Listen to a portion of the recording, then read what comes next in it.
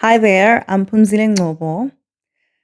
Last year, 2024, I left South Africa with my family and moved to the Netherlands for a new job and a new life.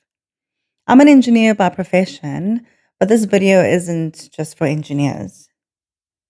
It's for anyone thinking about taking that big leap.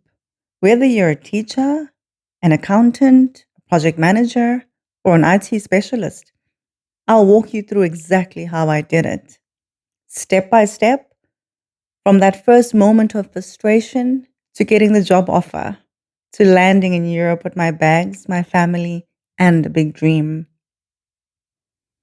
Let's start with the why. I was living in Durban, working as a consulting engineer with over 10 years of experience. Um, my last job was actually in a factory that made paper, and I was part of the CapEx team. So that's like your projects team. And here I was working in the technical space, looking at technical designs, implementing projects, managing projects. Yeah, basically from inception, that was me till handover. But I was tired, hey? Um, I was tired of safety concerns. I was tired of watching my son grow up in an environment where simple things like going to the park came with fear. I wanted more freedom, more career growth, more global exposure. I was so deeply inspired by the kind of sustainable projects that happen here in Europe and the promise of work-life balance, which is something I'm currently living. So I made that decision. It was time to look beyond the border. So this all began in July 2023. Shortly after I earned my PMP certification. Actually, my former colleague, he was actually my manager. He moved to New Zealand, and I thought, wow, we could actually live beyond the border. And he was actually one of the people that motivated me into looking further than where my eyes were seeing, and just told myself, if it can be done, maybe I can do it too. So I went on a journey where I started applying for jobs. I used the likes of LinkedIn. I applied directly to companies, and guess what? Poof, nothing. After a while, I gave up. I felt like I was just wasting my time. Got to a point where my partner was just like, you know what, for me, you started doing this for a reason. And that real talk gave me that necessary push, reminding me why I even started the journey in the first place. That's when I realized that the problem wasn't my experience, it was how I was representing myself. I'd say I had a typical South African CV, long winded, almost every project I've ever done in my life, not very focused, and not many keywords to represent what I am, what I do. So, what I started doing is consulting with people I knew, people who are ahead of you normally know more, but I did that. But also, what I did is I leaned into the internet. I leaned into what a global CV looks like, something more structured, clear impact statements, keyword optimization, results, and numbers. I did the same on LinkedIn. I fixed my headline. I rewrote my about section.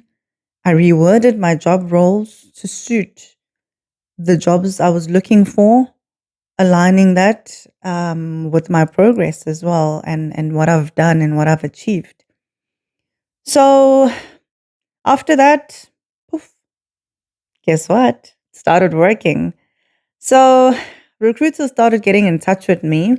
But of course, there's always that element of having a little bit of space for, how would you say it? Just a little bit of space for being able to take in the fact that it could be something that's not positive, because we do have scams out there online.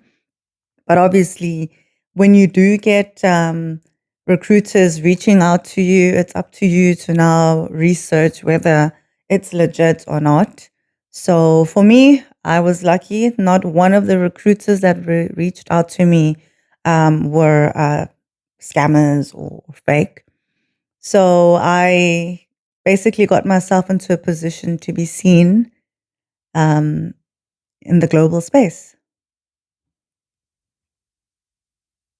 So most of my job search was on LinkedIn, mainly because LinkedIn is in your hand on your cell phone. Um, I stopped applying randomly and I became very strategic, only applying to the roles that match my experience and companies that would offer visa sponsorship, because we would all know, if you've done your research, you would know, coming from a country where the currency is 19 times or 21 times weaker than other places such as Europe or America, it can be very challenging to move to these countries without visa sponsorship. But I got to a point where I started receiving responses, and there were 3 opportunities that were really looking up. I'd attended interviews. They were all online. We had them via Teams. They were tough, several rounds, looking into technical and behavioral elements of the job. But I was prepared. I leaned into my leadership experience, my values, and basically having a global mindset. And then I got the offer. So the company where I got the job helped me with the visa relocation, and onboarding. So in late 2024, my family, we all landed here in the Netherlands.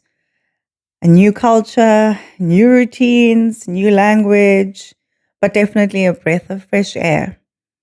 For the first time in years, I felt like I could exhale. Hey, like, poof. There's still a lot to learn and to adjust to, but I wouldn't trade this for anything. Trust me, I would never trade this for anything.